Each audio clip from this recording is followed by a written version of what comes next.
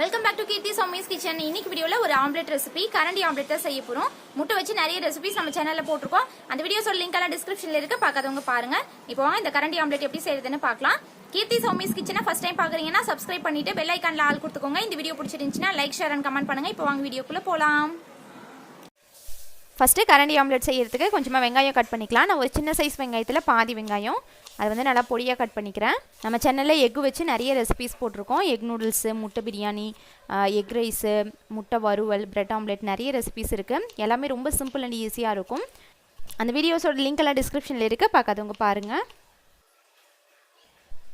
இப்போ இதில் ஒரு பச்சை மிளகாய் நல்லா பொடியாக கட் பண்ணிக்கிறேன். அன்றைக்கி 2 முட்டை வச்சு தான் செய்ய போகிறேன், அதனால தான் இதெல்லாமே கம்மியாக எடுத்துருக்கேன். நீங்கள் எவ்வளோ செய்கிறீங்களோ அதுக்கேற்ற மாதிரி நிறைய எடுத்துக்கலாம். இப்போ இது கூட கொஞ்சமாக கொத்தமல்லி தழை, அதையும் நல்லா பொடியாக கட் பண்ணிக்கிறேன்.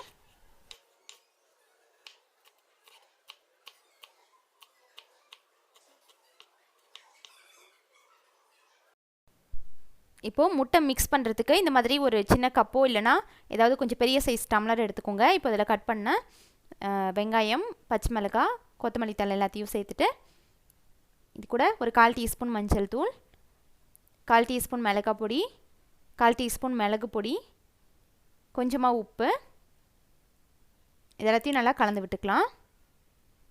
முட்டையில் இந்த மசாலாலாம் சேர்த்தோம் அப்படின்னா முட்டையில் ஒரு இடத்துல மட்டும் இருக்கும், அதனால் ஃபஸ்ட்டு வெங்காயத்தை கூட சேர்த்து மிக்ஸ் பண்ணிவிட்டு அதுக்கப்புறமா முட்டை ஊற்றிக்கோங்க. முட்டை சேர்த்ததுக்கப்புறமா இதை வந்து நல்லா கலந்து விட்டுக்கலாம். நான் இது கூட இன்னொரு முட்டையும் சேர்த்துக்கிட்டேன்.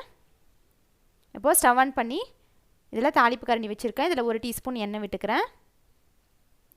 எண்ணெய் நல்லா காய்ச்சதுக்கப்புறமா நான் மிக்ஸ் பண்ணி வச்சுருக்கேன் முட்டையை சேர்த்துக்கலாம். லோ ஃப்ளேமில் வச்சுட்டு இது ஒரு 30 செகண்ட் ஒரு சைடு வெந்ததுக்கப்புறமா இந்த மாதிரி ஸ்பூன் வச்சு எல்லா சைடும் இந்த மாதிரி திருப்பி விட்டுக்கிட்டே இருக்கணும். அந்த முட்டை கொஞ்சம் கொஞ்சமாக எல்லா சைடும் வேகும். ஸ்பூன் வச்சு இந்த மாதிரி எல்லா சைடும் திருப்பி விட்டுக்கிட்டே இருக்கணும். இப்போ இதை இன்னொரு சைடு திருப்பி போட்டுக்கலாம். கரெக்டான பர்ஃபெக்டான ஷேப்லலாம் வராது, இந்த மாதிரி ஒரு ரவுண்ட் ஷேப்பில் தான் வரும். இன்னொரு சைடும் ஒரு 2 நிமிஷம் வெந்ததுக்கப்புறமா எடுத்துக்கலாம்.